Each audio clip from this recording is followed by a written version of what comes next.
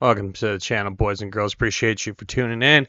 Hope you're ready for some doom and gloom today, boys and girls. So let's go and hop right into it. So fewer hours, fewer flowers. Denver's migrant crisis threatens to overwhelm its compassion. Hmm. Who's compassion, man? Definitely not ours. Not the local communities around here that don't want anything to do with it. That's for sure. So let's go ahead and get into this article a little bit here. So after more than 40,000 migrants arrived in Denver in less than a year, city officials are now struggling to help both new arrivals serve their tax-paying residents amidst skyrocketing rents and ongoing housing shortages. A self-described sanctuary city, Denver has found shelter for the migrants, helped their kids get into schools, provided emergency food assistance, and taught them how to fill out paperwork. It's a vast, expensive effort in a city unaccustomed to managing such challenges, and now cracks are beginning to show. And the city's generosity, Denver has already spent more than $60 million aiding the migrants, and officials are planning budget cuts to keep the aid flowing. A hastily built coalition of churches and nonprofits have stepped in to help for several surrounding cities have refused to assist or accept migrants. Yeah, because are you kidding me? It's so crazy to me that these people can literally just take over a freaking city and then just have mass immigration come in, and it always pours out to the surrounding communities. It's crazy, man. It's just this one I don't understand. Well, I do understand. They're trying to destroy America one step at a time. Whether they real and the people who are doing it, they have good hearts about it, right? They are trying to what they perceive is do good, okay? But inadvertently helping the system destroy us, all right? Because this is unsustainable. Absolutely unsustainable, and there's no way that this is going to work. And until people realize that, we're screwed, man. I mean, this is going to destroy Colorado. And I would make the case that, man, uh, it's been bad here for a while. And then like when I walk around even my local town, which is a smaller one, you can see that they're busing these people over. They're walking around homeless everywhere. Don't know what to do. And a lot of them, man, you could tell are from some wild ass places. I'm just gonna be straight up with you. Like our downtown is starting to look like a third world country. It's crazy, man. So all while that's happening, right? We've got an article here about how now they're trying to get Denver's landlords to rent to these illegals, and it'll go out. It'll eventually trickle out to the surrounding areas because this is their goal. But let's just go read a little bit for this. For ongoing housing, we're trying to do more and better at the case navigation that gets people directly from shelter opportunities into housing or into workforce options for normal travel. And so that continues to be our focus, and it's been successful for over the last 5 weeks, Johnson said at a press conference last week. The migrants, vastly from Venezuela, have been looking for long-term housing in an increasingly affordable housing market, complicating matters for many new migrants. The lack of work authorization that would allow them to secure legal employment in order to prove their income. Guys, we know Venezuela has shipped, they have emptied their prisons and put them on boats and have them go by foot and plane, dude. I'm seeing on a couple channels like Monkey Works, they don't give a shit. They're flying them over.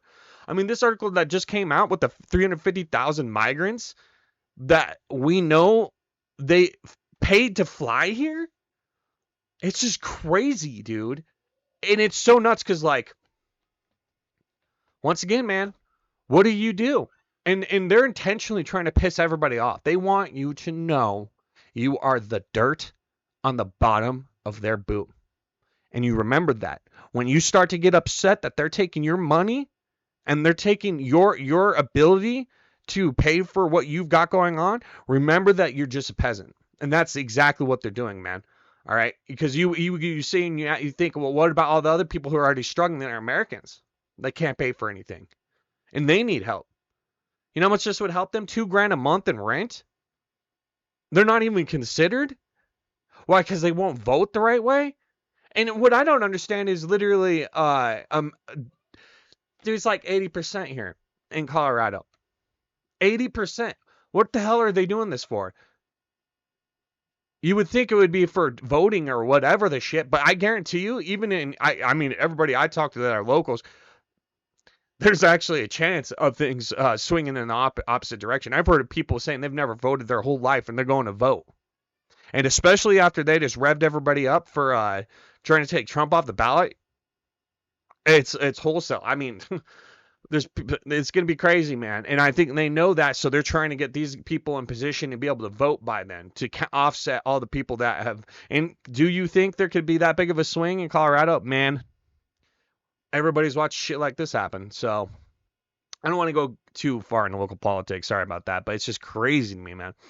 So, and then all while this is happening, we have cartels shooting helicopters down at the border,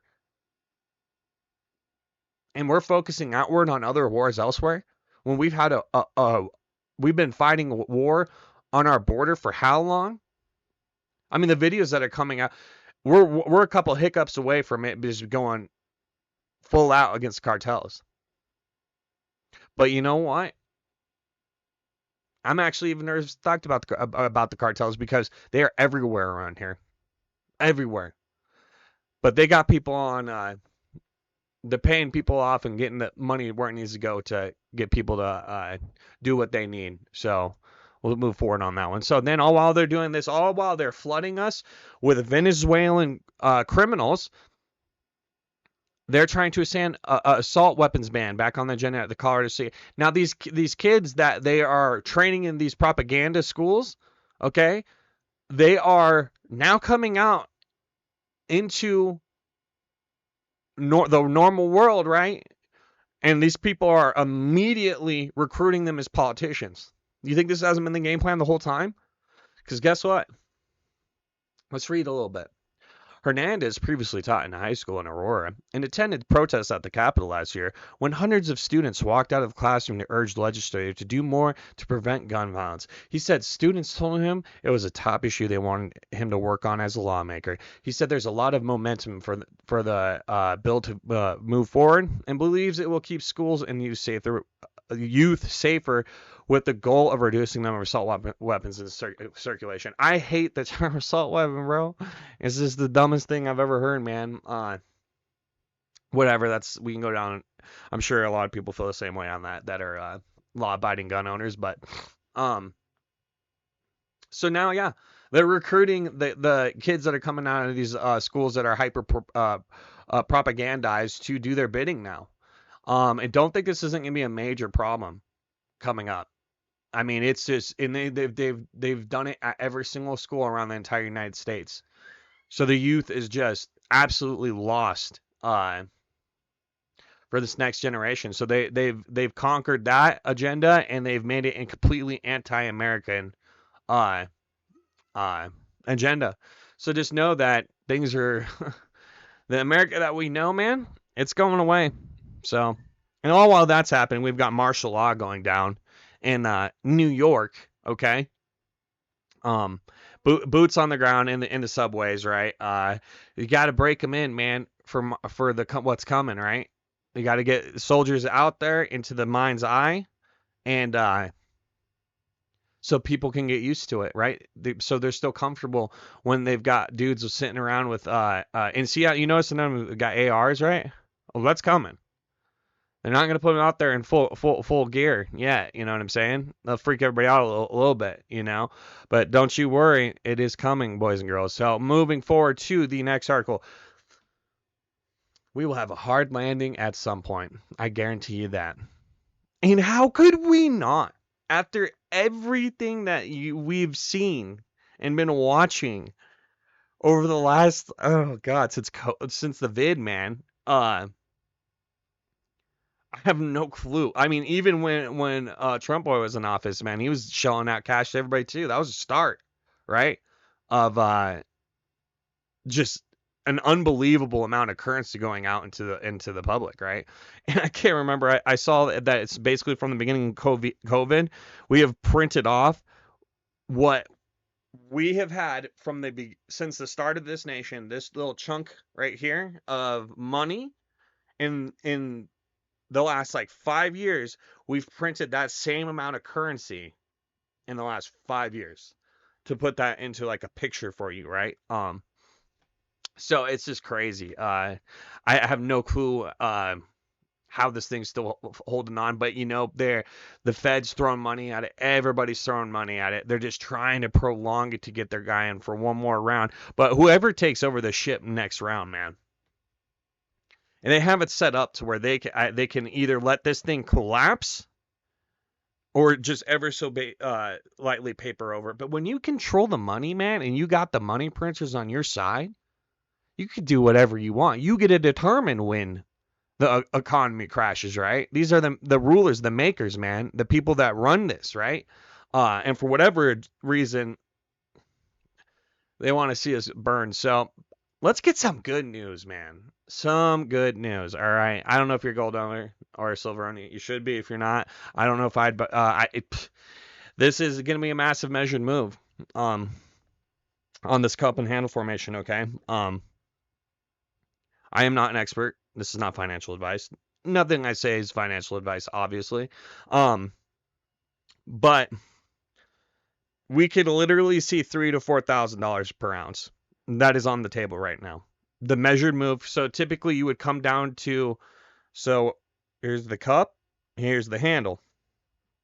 You would come from here, and you would do a measure to the spike, right? And then you would take that piece and bring it up here and stack it on top, and that would be your measured move. Okay. Obviously, I watch all the guys on the YouTubes, Jay Bravo and all them, but they're obviously gonna be better at breaking it down. But with that being said, man, if gold goes to $3,000 to $4,000 per ounce, it's gonna be unobtainium. All right. Literally unobtainium. And I don't see any way it can't bring silver along with it. And it's so crazy, too, because if this actually plays out, everybody has been screaming from a rooftop saying, buy gold and silver. Buy gold and silver. Why is that? You think people were bullshitting you the whole time? I mean, if this plays, dude, I mean, they could be. Who knows? I'm not a financial expert, right? But I have a feeling it's going to play, man. Oh, yeah. Houthi just shot 15 suicide drones at passing Navy ships. It's just crazy, dude. The news coming out is just absolutely unbelievable. And I kind of focus a little bit more local. I've got some local subscribers here more than I think anything, but yeah, man, I just want to get this out there. Hopefully you guys are having a great Saturday, killing it, man. So, but you guys have a good rest of the day. Appreciate you for tuning in, and yeah, I'll catch you on the next one.